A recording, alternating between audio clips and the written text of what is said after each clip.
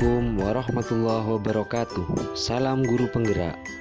Pada kesempatan ini saya akan memaparkan refleksi diri tentang pemikiran Ki Hajar Dewantara. Saya Muhammad Zaimal Syafiuddin dari SD Negeri Peltong, Pamekasan, Jawa Timur, JGP Angkatan 11 kelas 91B. Intisari pemikiran Ki Hajar Dewantara tentang pendidikan. Pendidikan dan pengajaran merupakan usaha persiapan dan persediaan untuk segala kepentingan hidup manusia, baik dalam hidup bermasyarakat maupun hidup berbudaya dalam arti yang seluas-luasnya. Ki Hajar Dewantara menjelaskan bahwa tujuan pendidikan yaitu menuntun segala kodrat yang ada pada anak agar mereka dapat mencapai keselamatan dan kebahagiaan yang setinggi-tingginya, baik sebagai manusia maupun anggota masyarakat. Analogi sederhana Ki Hajar Dewantara tentang pendidikan pada anak mengibaratkan peran pendidik seperti seorang petani atau tukang kebun. Peserta didik itu ibarat biji tumbuhan yang disemai dan ditanam oleh petani di lahan yang telah disediakan. Anak-anak itu bagaikan bulir-bulir jagung yang ditanam.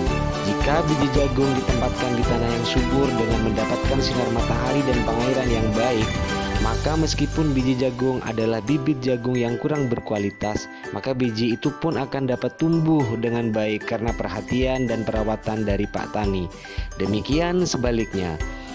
Peran tersebut bisa dimaknai bahwa peran pendidik adalah sebagai penuntun atau pamong yang menuntun dan menguatkan kodrat anak sesuai kondisi yang ada. Kerangka filosofi Ki Hajar Dewantara tentang perubahan pendidikan.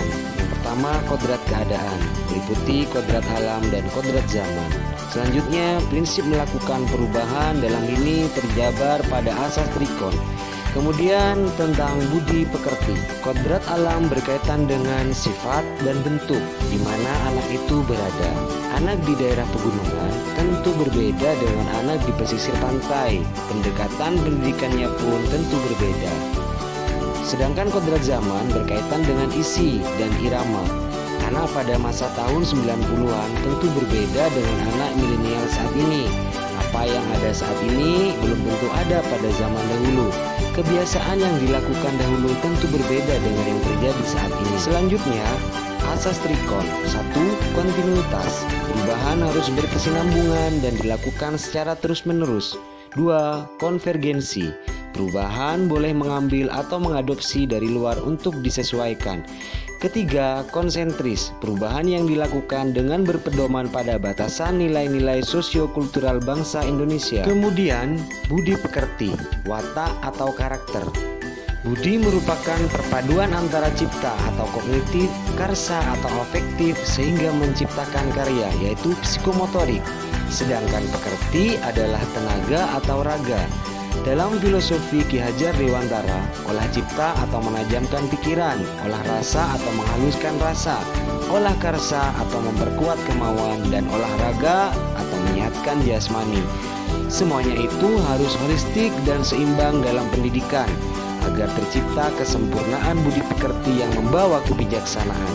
Keluarga merupakan tempat bersemainya pendidikan yang sempurna bagi anak untuk melatih kecerdasan budi pekerti atau pembentukan watak individual. Dari apa yang saya refleksikan, filosofi Ki Hajar Dewantara mengacu pada satu kesimpulan, bahwa pendidikan berorientasi pada murid, memerdekakan murid sesuai kekuatan kodrat yang ada pada murid, menyelaraskan dengan keadaan alam dan zaman, serta membentuk budi pekerti dengan menjadikan nilai kemanusiaan dan nilai sosiokultural yang ada sebagai batasannya. Pandangan saya sebagai pembelajar dan murid sebagai pembelajar, jika dikaitkan dengan pemikiran Ki Hajar Dewantara, saya sebagai pembelajar dalam mendidik menggunakan pendekatan pembelajaran mengikuti perkembangan zaman dan kondisi alam sekitar, menyajikan digitalisasi pembelajaran dalam praktik pembelajaran dengan tetap menyelaraskan sosiokultural yang ada.